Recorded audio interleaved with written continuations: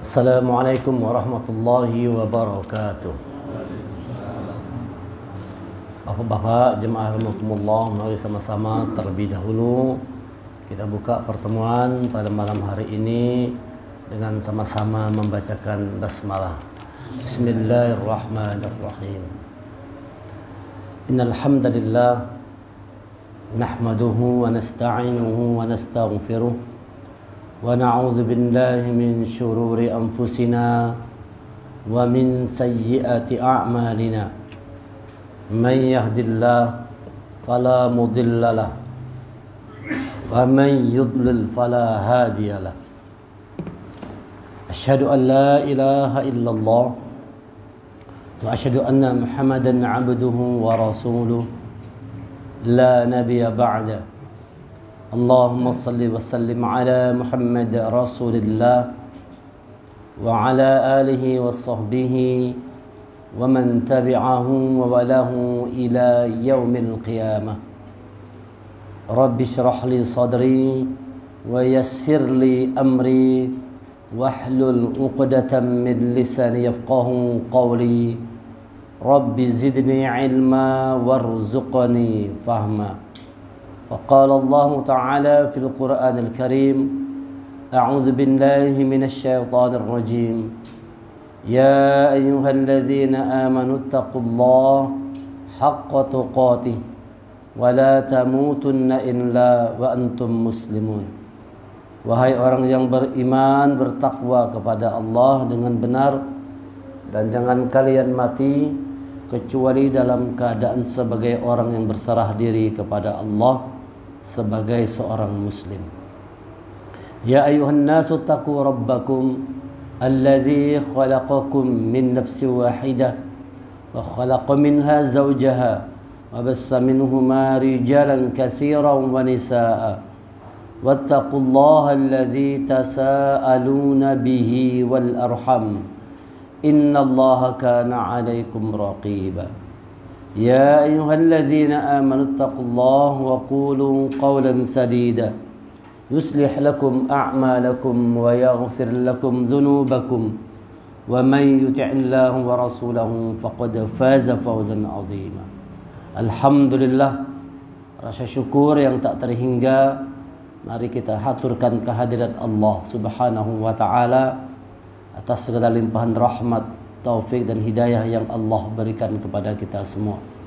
Salawat dan salam semoga senantiasa tercurah kepada Nabi kita Nabi Muhammad sallallahu alaihi wasallam beserta kerabat, sahabat dan pengikut beliau hingga akhir zaman.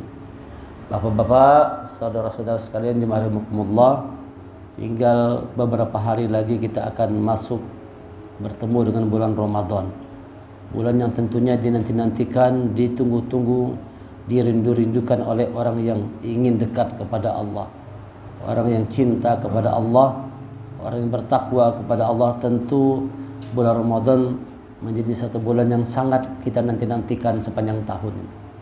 Tidak ada yang paling kita nantikan dalam satu tahun kecuali yang paling kita dambakan kecuali kita dipertemukan Allah dengan bulan Ramadan. Dan biasanya menyambut Ramadan ini kita dengarkan kajian seputar Ramadan. Mungkin kita sudah mendengar tentang apa fadilah Ramadan.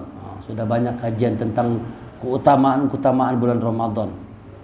Apa amalan-amalan yang paling baik dikerjakan di bulan Ramadan, tentu juga sudah sering pian dengar.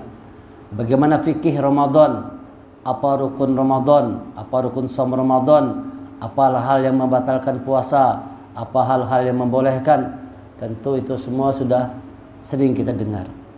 Nah, malam hari ini kita akan kupas, kita kaji, kita tadaburi tentang apa sesungguhnya esensi dari shaum Ramadan itu.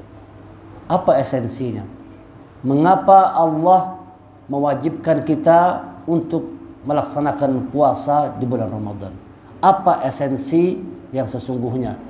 Nilai dasar yang sesungguhnya yang menjadi pondasi dari ditetapkannya hukum puasa ini diwajibkan bagi atas orang beriman. Apa maksud Allah yang sesungguhnya? Di dalam surah Al-Baqarah ayat 183 ini sangat familiar Kalau sudah masuk bulan Ramadan nanti insya Allah ayat ini akan sering kita dengar. A'udzubillahi minasyaitonirrajim. Ya ayyuhalladzina amanu kutiba alaikumus shiyam kama kutiba 'alal ladzina min qablikum la'allakum tattaqun. Wahai orang-orang beriman, diwajibkan atas kamu berpuasa sebagaimana diwajibkan atas orang sebelum kamu agar kamu bertakwa. Jadi tujuan dari pelaksanaan Ramadan ini la'allakum tattaqun, supaya kita jadi orang yang bertakwa. Kalau kata-katanya supaya itu belum pasti lagi. Bisa iya, bisa kada. Supaya belajarlah supaya pintar. Belum tentu orang belajar pintar. Ada juga orang belajar kada pintar, ada juga. Mungkin waktu belajar banyak bermain-mainan, kalau waktu belajar banyak minggatnya kada pintar. Padahal belajar juga. Sama dengan Ramadan ini, ada orang berpuasa jadi orang bertakwa kepada Allah, tapi banyak juga orang berpuasa tidak dapat predikat ketakwaan itu. Ini tujuan Ramadan supaya manusia jadi orang bertakwa kepada Allah. Kemudian di bulan Ramadan ini ada satu kewajiban, yaitu yang disebut dengan as-shiyam. Diterjemahkan dalam bahasa Indonesia puasa. Kita biasakan menyebutnya dengan as-shiyam. Ya. Menyebutnya dengan solat, bukan sembahyang tapi solat. Itu bahasa Arab. Kalau sembahyang, ini serapan dari bahasa orang Hindu Buddha, sembahyang, menyembah Sang Hyang. Puasa juga demikian. Ini serapan dari bahasa Hindu Buddha. Orang Hindu, orang Buddha, orang Nasrani semuanya berpuasa. Bahkan hewan-hewan juga berpuasa. Ular berpuasa kalau anak ganti kulit berpuasa. Ulat kalau anak berubah jadi kupu-kupu itu dia juga metamorfosis, itu juga dia berpuasa. Nah, orang beriman bukan sekedar berpuasa tapi as-shiyam. Apa itu as-shiyam? Ini nanti akan kita kaji. Inilah esensi sesungguhnya. Jadi di Ramadan ada satu kewajiban yang Allah sebut dengan as-shiyam, yang tujuannya adalah untuk kita jadi orang bertakwa kepada Allah. Kemudian di bulan Ramadan itu juga Allah turunkan kitab Al-Quran. Syahrul Ramadan alladzi unzila fihi al-Quran. Di bulan Ramadan Allah turunkan Al-Quran. Dan Al-Quran ini Allah turunkan juga supaya manusia jadi orang bertakwa kepada Allah. Dzalikal kitabu la raiba fi hudan lil muttaqin. Ini kitab Al-Quran, tidak ada keraguan di dalamnya. Hudan, dia petunjuk lil muttaqin, bagi orang bertakwa kepada Allah. Jadi ada Al-Quran, ada saum, ada takwa. Nah, Al-Quran sebagai petunjuk Allah ini perlu dipahami. Karena dengan memahami Al-Quran, maka manusia akan jadi orang yang bertakwa kepada Allah. Jadi tidak mungkin orang itu bisa takwa kepada Allah kalau tidak memahami Al-Quran. Al-Quran harus dipahami. Sebab Al-Quranlah petunjuk lil muttaqin, bagi orang yang bertakwa. Oleh sebab itu kita kalau ingin jadi orang bertakwa kepada Allah, Quran harus kita pahami terlebih dahulu. Nah, untuk memahami Al-Quran ini, dia memerlukan media. Dia memerlukan satu suasana, satu situasi, satu kondisi tertentu. Untuk memahami Al-Quran ini perlu situasi, perlu kondisi yang disebut dengan saum atau as-shiyam. Jadi as-shiyam ini adalah kondisi seseorang untuk dapat memahami petunjuk Allah Al-Quran. Kalau orang membaca Quran, kalau orang berusaha untuk memahami Quran tidak dalam keadaan as-shiyam, maka Quran itu tidak jadi petunjuk buat dirinya. Rasulullah bersabda, "Rubba talib minal Quran wal Qur'anu yal'anu." Berapa banyak orang yang baca Quran, tapi Quran itu yang melaknat dirinya. Bayangkan ini. Ada orang membaca Quran, tapi Quran itu yang melaknat dirinya. Rubba talib minal Quran wal Qur'anu yal'anu. Berapa banyak orang yang membaca Quran, Quran itu yang melaknat dirinya. Mengapa demikian? Barangkali Quran tidak dibaca dengan kondisi saum. Barangkali Quran dibaca tidak dalam keadaan as-shiyam. Ada orang sholat, tapi sholatnya celaka. Fawaidul musallin. Barangkali dia sholat tapi tidak dalam keadaan as-shiyam. Ada orang berzakat, infak sedekah tertolak. barangkali tidak kondisi siam. Ada orang pergi haji tapi hadiahnya bukan mabrur, justru hajinya mardut, jauh-jauh ke Mekah, bayar uang mahal-mahal, hasilnya hajinya mardut, tertolak. Kenapa demikian? Barangkali kondisi jiwa tidak dalam keadaan asyam. Jadi asyam ini adalah kondisi jiwa seseorang yang diharapkan dengan kondisi itu dia dapat memahami petunjuk Allah, sehingga dengan memahami petunjuk Allah itu seseorang mampu jadi orang yang bertakwa kepada Allah. Oleh sebab itu kita perlu mempelajari asyam ini. Kenapa? Sebab dia merupakan kunci untuk bisa memahami petunjuk Allah Al-Quran dan petunjuk-petunjuk Allah yang lainnya. Itu hanya dapat dipahami kalau kondisi kejiwaan seseorang dalam keadaan asyam. Nah, bagaimanakah kondisi jiwa yang dalam keadaan asyam ini? Secara sederhana, kegiatan siam itu dua. Yang paling utama ya, kita menahan pengaruh perut kita, tidak makan, tidak minum. Yang kedua, menahan dorongan seks kita, tidak boleh berhubungan. Ini paling inti, paling utama itu dua. Menahan perut dan menahan seks. Menahan perut dan menahan kemaluan. Nah, ini yang paling utama. Kalau misalnya ada orang puasa berbohong, batal atau kada puasanya? Puasanya kada batal. Ada orang berpuasa tapi berbohong, batal kada puasanya? Kada batal. Puasa kada batal, cuma 0 nilainya. Nilainya 0, tapi kada batal. Kalau ada orang puasa sengaja makan, batal puasanya. Kalau ada orang berpuasa menggibah, batal kada puasanya? Kada batal. Cuman cacat, bisa 0 nilainya. Tapi kalau orang berpuasa tiba-tiba berhubungan sama istri, batal, bahkan ini berat hukumannya. Nah, jadi yang membatalkan kalau sengaja makan, sengaja berhubungan. Ini membatalkan puasa. Jadi inti asyam itu sebenarnya dua. Pengaruh perut yang harus ditahan dan pengaruh seks yang harus ditahan. Kemampuan kita menahan, mengendalikan pengaruh perut dan seks namanya asyam. Makanya siam itu secara bahasa dia berarti menahan, mengekang atau mengendalikan. Menahan apa? Yang pertama, menahan pengaruh-pengaruh yang keluar dari dorongan perut kita ini. Bukan sekedar menahan makan minum. Kalau menahan makan minum, itu mudah dilakukan. Anak SD kelas 2 itu sudah kawak puasa. Anak SD kelas 4 itu sudah bisa full puasa seharian, tahan sudah. Kalau menahan makan minum, ya biasa. Orang-orang Hindu puasa mutih 40 hari, 40 malam tuh. Kada makan minum. Kalau berpuasa cuma minum banyak putih aja. Puasa mutih ngarannya. Minum banyak putih aja selama 40 hari, 40 malam. Lebih kuat dari kita lagi kalau menahan makan minum. Nah, apa esensi yang sesungguhnya? Dia bukan sekedar menahan makan minum puasa tapi menahan pengaruh-pengaruh yang muncul dari dorongan perut tadi. Apa pengaruh yang bahaya yang muncul dari dorongan perut ini? Dorongan perut itu membuat manusia timbul sifat keserakahannya terhadap dunia. Itu pengaruh perut itu. Jadi asyam itu bagaimana kita mampu menahan diri dari dorongan perut yang ingin menguasai harta benda dunia ini. Mengejar kenikmatan dunia, perut itu. Serakah manusia akibatnya dari dorongan perut ini.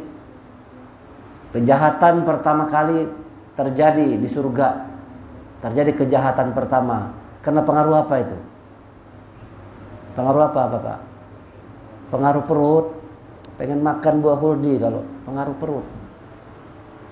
Jadi Nabi Adam itu keluar dari surga karena dorongan dari perutnya itu. Karena pengen makan, kata Allah, makan yang lainnya. Satu aja jangan dimakan. Buah huldi jangan dimakan. Yang lain silahkan dimakan, tapi buah huldi jangan. Nah, digoda oleh iblis. Dorongan perut itu. Dorongan perut itu akhirnya membuat Nabi Adam terusir dari surga. Walaupun diganggu, digoda oleh iblis menggodanya. Tapi dorongan perut itulah yang membuat Nabi Adam akhirnya memakan buah huldi. Kejahatan terjadi di surga karena dorongan perut manusia. Bukan sekedar menahan makan minum, Tapi yang lebih berbahaya lagi, bagaimana kita bisa menahan, mencegah diri kita dari pengaruh-pengaruh perut. Itu dorong perut itu. Apa itu dorong perut? Yang paling utama, membuat manusia keinginan untuk menguasai dunia itu menjadi meluap-luap. Keinginan untuk menguasai harta benda dunia menjadi meluap-luap. Dorongan perut ini. Dorongan perut itu membuat manusia berpikir keras bagaimana bisa mencari kebutuhan perut.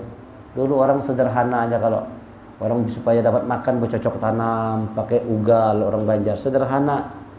Mulai manusia berpikir kalau kayak itu lambat menghasilkan nih. Mulai manusia berpikir menciptakan, akhirnya dari cangkul sampai tercipta alat berat. Di Jepang sana para petaninya kaya-kaya di Jepang. Itu bagaimana cara bertaninya? Karena pakai cangkul lagi, pakai alat berat semua. Main alat berat semua. Pakai pesawat menyiramkan air dari atas semua. Pakai air nyiram gitu, pakai pesawat. Itu cerita kawannya ke Jepang sana, melihat bagaimana pertanian Jepang majunya luar biasa. Itu dorongan perut sudah membuat manusia cerdas menciptakan benda-benda.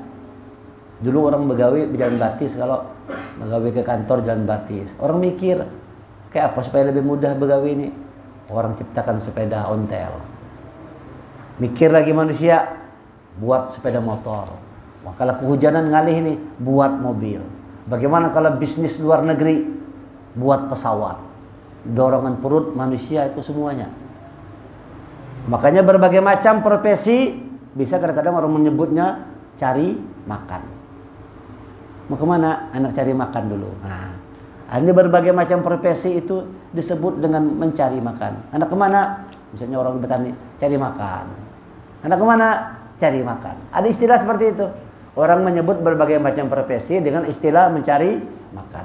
Ini kalau dorongan perut itu terlalu kuat, meluap-luap, Al-Quran ini pun bisa dipandang manusia sebagai alat untuk mencari makan.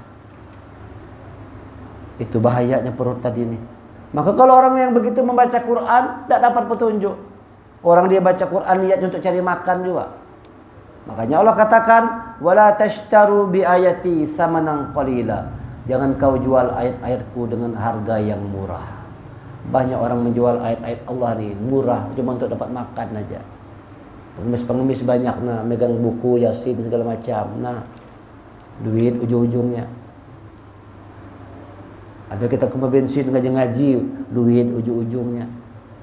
Orang menggunakan ayat-ayat Allah tapi juga untuk mencari makan. Maka Allah katakan wala tashtaru bi ayati samanan qalila. Ini bahayanya pengaruh perut ini. Pengaruh perut itu sudah membuat manusia menciptakan yang namanya peradaban.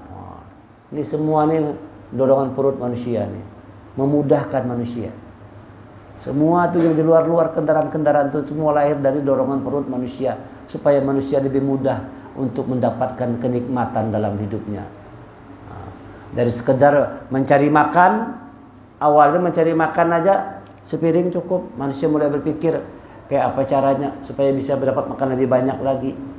Berpikir lagi manusia, bagaimana supaya bisa mengumpulkan uang banyak-banyak supaya bisa beli makanan. Mikir lagi manusia, nabung, deposito dan sebagainya. Akhirnya manusia itu kerjanya mengumpulkan harta aja. Itu semua tanpa disadari lahir dari syahwat perut tadi ini. Syahwat perut itu. Nah, kalau dorongan perut ini tidak dapat dikendalikan, yang berbahayanya bukan sekedar sifat serakah, tapi bisa lahir sifat hewaniyah dalam diri manusia. Dorongan perut ini jangan dianggap remeh. Dorongan perut itu bisa membuat manusia lahir sifat hewan di dalam dirinya. Sebagaimana Allah jelaskan dalam surah Muhammad surah ke-47 ayat yang ke-12. A'udzu billahi minasyaitonir rajim. Innallaha yudkhilul ladzina amanu wa 'amilus solihati jannatin tajri min tahtihal anhar. Walladzina kafaru yatamatta'una wa ya'kuluna kama ta'kulul an'am wan nar maswal lahum. Sungguh Allah akan memasukkan orang-orang yang beriman dan mengerjakan kebajikan ke dalam surga yang mengalir di bawahnya sungai-sungai. Dan orang-orang yang kafir menikmati kesenangan dunia. Orang kafir ini hidupnya hanya untuk senang-senang aja. menikmati kesenangan dunia, dan mereka makan seperti hewan makan.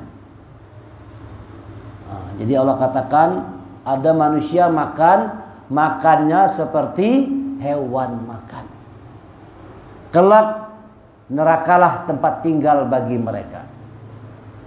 Mengapa Allah memberi amsal, memberikan satu perumpamaan bahwa ada manusia-manusia yang makannya seperti hewan makan. Coba kita perhatikan kalau hewan makan. Gimana kalau hewan makan? Hewan makan tidak peduli halal haram. Pada tahu halal haram hewan. Yang penting perutnya kenyang. Itu hewan. Hewan itu yang dia hanya makan sebatas untuk mengenyangkan perutnya. Dan untuk mengenyangkan perutnya, hewan akan melakukan apa saja. Tidak peduli hewan tuh. Membunuhkah, kada apa-apa juga. Ular makannya tikus, kada apa-apa. Yang penting perut kenyang. Harimau dimakannya kancil, biar membunuh. Yang penting perut kenyang. Warik dirampasnya makanan orang. Kalau kita pulau kembang tuh, kalau kita bawa pisang, serbunya tangan kita tuh. Kadang-kadang ada ibu-ibu tasnya bawanya naik ke atas pohon sana. Wah, sibuk ibu-ibu, tolong-tolong. Nah, itu warik. Makan orang dirampasnya. Nah, untuk mengenyangkan perutnya, hewan akan melakukan apa saja. Bisa membunuh, bisa mencuri. Itu hewan tuh. Dan kita lihat hewan ini bagaimana hidupnya. Dia kalau makan tidak mau berbagi. Kadang mau, jarang binatang. Coba perhatikan binatang tuh kalau makan, maulah berbagi-bagi. Ada mau, bahkan dengan anaknya seorang gini kadang-kadang kada mau berbagi juga. Mungkin kalau kecil anak-anaknya masih menyusu, masih kalau sudah harinya ganal, kada mau. Tuh perhatikan di Pulau Kembang tuh seperti itu. Warik-warik tuh kalau makan tuh datang bosnya tuh, ada yang paling ganal, kalau yang halus-halus lari seberataan. Kada wani dekat. Kada dia dan serakah kalau makan. Muntung perut kalau muntung ini penuh makanan nih, tangan megang juga, kaki ya juga. Namun tidak mau berbagi. Sifat serakah. Menghalalkan segala macam cara dan serakah, yang penting dia kenyang, yang penting dia senang. Hewan makannya seperti itu. Allah katakan manusia-manusia yang tidak dalam keadaan asyam juga bisa seperti itu. Kalau manusia tidak dalam keadaan syam, tidak dapat menahan, mengendalikan diri dari syahwat nafsu perutnya itu, dia juga bisa membunuh. Dia juga bisa mencuri. Sama aja manusia. Makanya Allah katakan bahkan manusia itu lebih buruk dari hewan lagi. Ulaika kal an'am bal hum adall ulaika humul ghafilun. Mereka seperti hewan ternak, bahkan lebih sesat lagi. Karena hidupnya hanya mikir untuk cari makan saja. Makanya perlu manusia berpuasa. Apa esensi utamanya? Supaya manusia tetap jadi manusia. Jadi kalau orang kada berpuasa itu hilang kemanusiaannya. Persis hidup seperti hewan. Kalau orang kada mau berpuasa, kalau orang tidak mau mengerjakan siam itu, maka nyaris hidupnya sebagaimana hewan tadi. Taunya makan aja. Taunya hanya untuk menikmati kesenangan hidup dunia. Itulah pengaruh perut itu bahayanya. Membuat manusia serakah dunia, menghalalkan segala macam cara, dan yang lebih berbahaya lagi, lahirlah sifat-sifat hewan dalam diri manusia. Lahir sifat hewan dalam diri manusia. Kalau kita perhatikan semua orang ribut semua, mulai pagi sampai tidur lagi. Apa yang dicari orang semua? Semua berlomba-lomba cari apa? Mencari bagaimana bisa memenuhi kebutuhan perut. Perut kita, perut anak di rumah, anak istri, supaya bisa terjamin makan segala macam ada. Nah, ini manusia.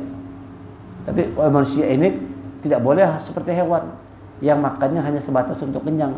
Makanya kita puasa. Kita puasa untuk melatih, menahan, mengekang, supaya jangan kita mudah dipengaruhi oleh dorongan perut. Kalau urusan makanannya tidak mampu dikendalikan, bagaimana mengendalikan hal-hal yang lain? Sedangkan makan aja kada kawat dikendalikan. Kita perhatikan kalau ada orang yang berpuasa di bawah dorongan perut itu, pas anak buka puasa, nah coba lihati, segala macam makan ada seberataan. Kalau berjalan ke pasar Wadai, selagi yang dilihat anda ditukar seberataan. Nengok wadai ini tukar, nengok es ini nukar, lihat buah ini nukar. Begitu kita makan kurma 3 biji, 5 biji, kenyang, gak ada termakan tadi. Itu dorongan perut tadi itu. Padahal waktu berbuka, apa yang ditukari? Mubazir, kada termakan, berlimpah makanan. Nah, karena memang manusia didorong oleh perutnya itu. Ada juga orang yang berpuasa, lihat dalam bulan puasa itu, bawaannya lemah aja. Loyo, lesu, guring, malas. Kalau kita pengen tahu kapankah umat Islam itu paling malas, itu di bulan Ramadan. Pengen tahu kapan orang Islam paling malas, itu terjadi di bulan Ramadan. Kenapa? Energi selama ini lahir dari energi perut. Begitu perut ditahan, lemas langsung. Nah, padahal kita dilatih oleh Allah nih. Energi yang lahir dari perut itu ditahan, sekarang keluar energi yang lahir dari iman. Energinya bukan lagi energi perut, tapi energi iman. Kalau sudah energinya energi iman, itu walaupun tidak makan tetap kuat manusia.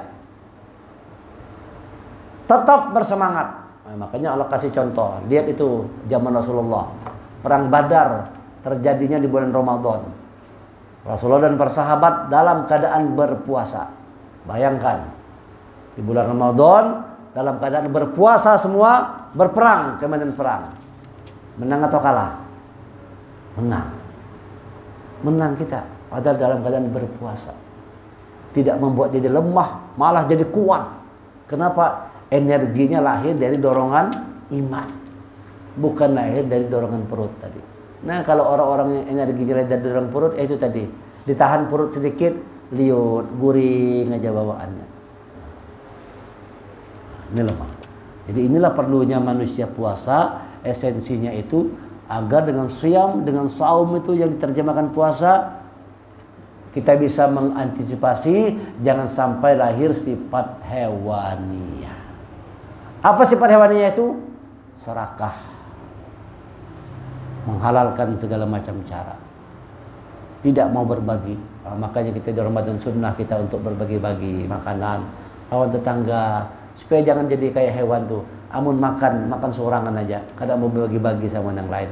Orang beriman kada boleh seperti itu. Bukakan orang berpuasa supaya sama-sama makan. Kita punya rezeki lebih, kasih orang untuk berbuka puasa. Supaya sama-sama bergembira, supaya sama-sama senang. Ini esensi dari Ramadan itu yang sesungguhnya, supaya manusia kembali kepada nilai-nilai kemanusiaannya. Makanya orang yang berhasil Ramadan 1 bulan penuh nanti disebut dengan manusia yang kembali kepada fitrah. Apa itu kembali fitrah? Kembali kepada nilai-nilai kemanusiaan, kembali kepada nilai-nilai kebaikan yang kita bawa waktu kita lahir. Waktu kita lahir kan baik semua, kalau kada pernah menyambati orang, kada ada nyambati orang waktu lahir tuh. Adalah serakahnya, kada ada serakahnya. Adalah gila dunia, kada ada. Kalau bayi baru lahir dia cuma taunya air susu ibu aja, ama sudah kenyang guringnya. Kada ada keinginan macam-macam.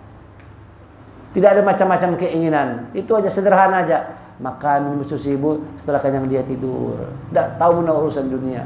Tapi setelah kita besar, nah mulai macam-macam keinginan itu muncul. Dari mana munculnya keinginan itu?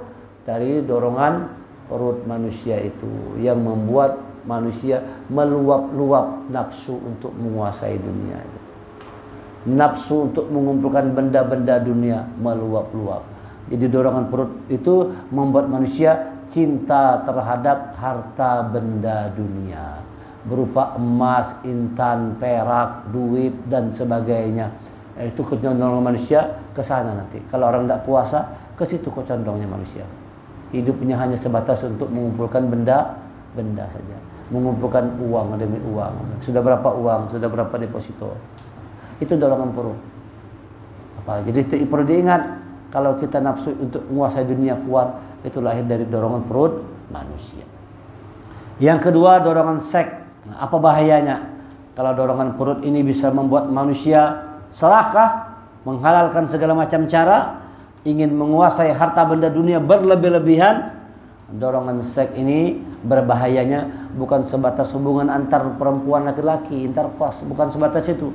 Tapi yang lebih berbahaya lagi itu adalah munculnya fantasi dunia. Munculnya fantasi terhadap dunia ini. Ingin dihormati, ingin dipandang, ingin terkenal, ingin ternama. Itu lahir dari dorongan seks tadi. Karena ada hubungan antar manusia, lalu kita pengen bagaimana orang itu kenal sama kita.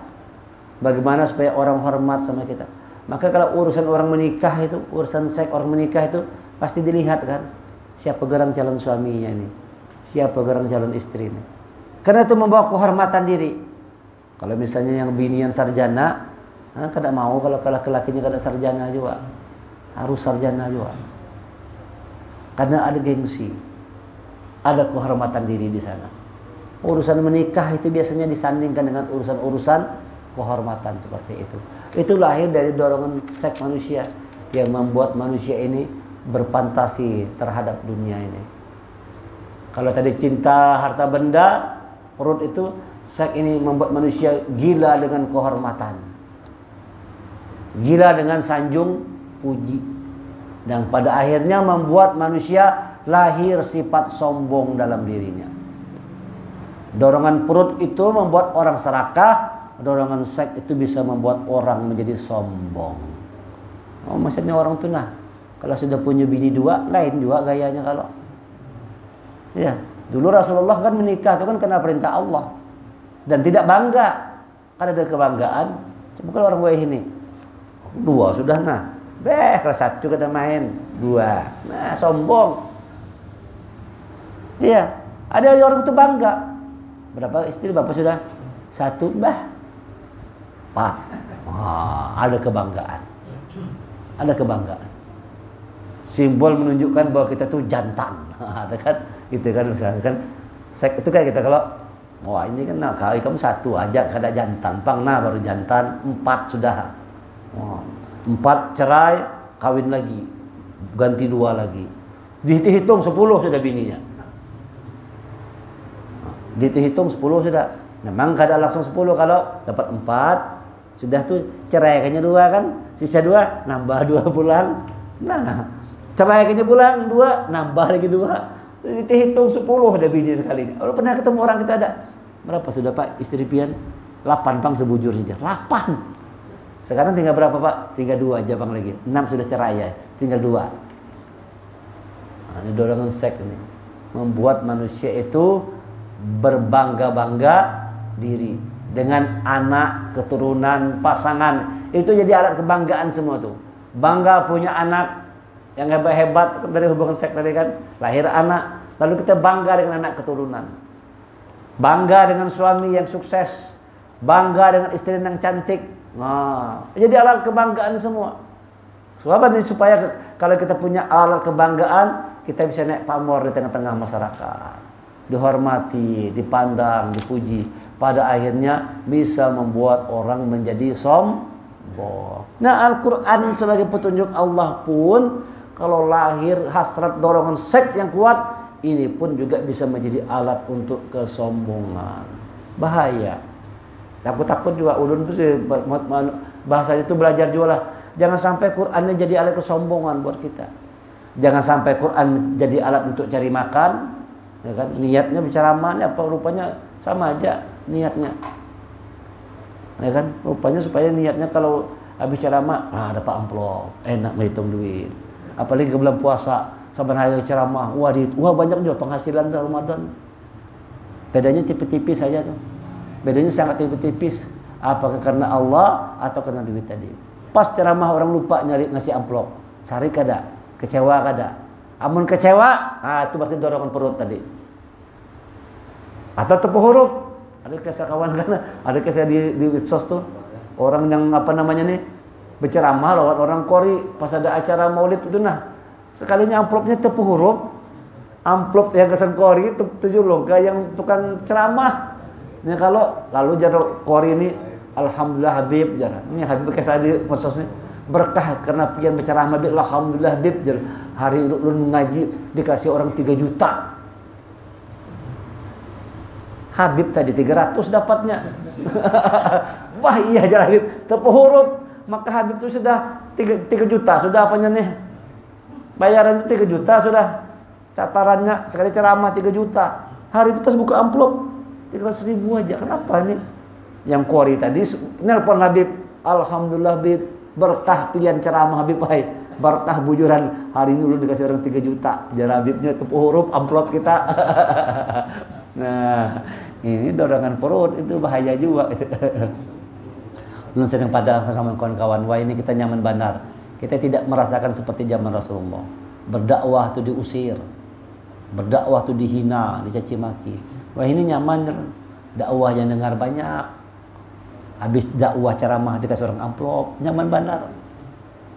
Kadang-kadang tuh kalau kita tasmiyah atau kalau lawan amplopnya, lawan dagingnya, lawan kambing, penuh hibak ke rumah. Masya Allah aja dulu. Nah kalau satu saat kita dikasih orang kecewa kada. Nah, kalau memang kita niat karena Allah, biasa aja, tidak boleh kecewa. Dapat alhamdulillah, tidak dapat jadi masalah. Tetap semangat dakwah. Nah, tapi kalau misalnya tidak dikasih orang kecewa, pas diundang orang lagi. Maaflah aku kada kawa. Nah kecewa berarti. Nah, ini dorongan perut. Inilah esensi Ramadan sesungguhnya itu. Jadi bukan sekedar menahan makan minum atau berhubungan seks, tapi yang lebih esensi lagi menahan kita jangan sampai dipengaruhi oleh dorongan-dorongan perut. Apa itu? Ingin menguasai harta benda dunia, meluap-luap, lalu menjadikan kita orang yang serakah terhadap dunia dan pada akhirnya lahir sifat hewan. Yang kedua, seks itu menjaga bukan sekedar berhubungan intim agar jangan sampai lahir sifat-sifat sombong dalam diri kita. Sombong dengan punya anak yang lebih hebat, sombong dengan istri yang cantik, sombong dengan keturunan kita, orang tua kita siapa, kan gitu kan. Yang kayak kejadian di TV kan, ada anak pejabat mukul orang hampir mati karena dia merasa hebat. Gua nggak takut, matian orang gua nggak takut karena dia merasa abahnya orang hebat, pejabat, duitnya banyak, kada perlu takut. Habis mukul orang selebrasi lagi, swing kayak Ronaldo main bola. Habis menghantam kepala orang, nendang kepala orang, selebrasi, swing. Wah, lihat ini kesombongan. Inilah manusia yang paling dibenci oleh Allah. Sudah berbuat zalim, sombong lagi. Sudah berbuat zalim itu sombong pulang. Itu contoh tuh. Itu karena dorongan seks itu membuat manusia sombong, besar kepala. Na'udzubillah. Jadi itu intinya.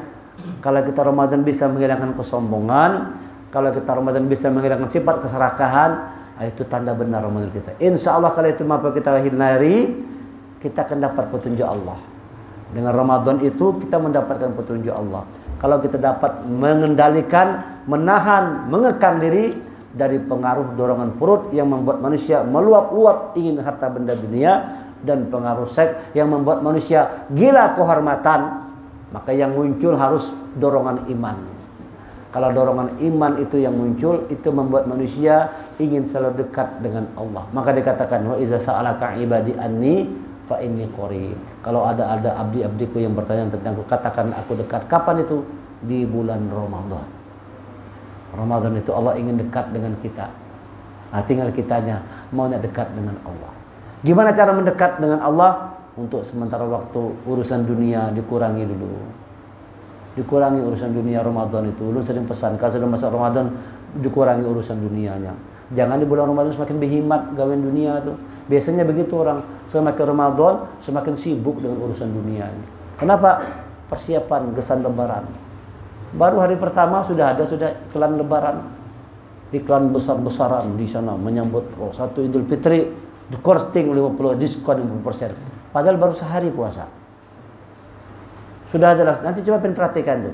Baru masuk satu Ramadan sudah ada iklan Duta Mall, iklan 50% dalam gebiar Idul Fitri. Sudah ada gebiar Idul Fitri, sudah ada, padahal baru sehari puasa. Nah, itu dorongan apa tuh? dorongan perut manusia tadi itu. Nah, ini yang perlu kita antisipasi supaya jangan sampai ada sifat keserakahan dalam diri dan ada kesombongan. Penyakit yang paling bahaya. Kejahatan di surga karena dorongan perut. Kejahatan pertama di bumi dorongan apa? Dorongan seks. Kejahatan pertama di bumi itu terjadi karena dorongan seks. Ketika Qabil membunuh Habil, itu dorongan seks. Soal bebinian gak ada tuh. Soal bebinian. Karena memperebutkan wanita. Nah, dorongan seks itu membuat Qabil akhirnya membunuh Habil. Kejahatan di surga terjadi karena dorongan perut. kejahatan pertama di bumi terjadi karena dorongan seks manusia. Makanya kita perlu saum supaya dapat menahan, mengekang, menekan diri dari pengaruh-pengaruh yang muncul baik dari dorongan perut manusia ataupun dari dorongan seks manusia, sehingga yang muncul itu adalah dorongan iman yang membuat kita selalu ingin dekat dengan Allah. Inilah esensi yang sesungguhnya dari saum Ramadan. Mudah-mudahan Ramadan yang kita lakukan nanti mengantarkan kita semua mendapatkan predikat sebagai orang bertakwa kepada Allah. Subhanakallahumma hamdika asyhadu an la ilaha illa anta astaghfiruka wa atubu ilaik. Assalamualaikum warahmatullahi wabarakatuh.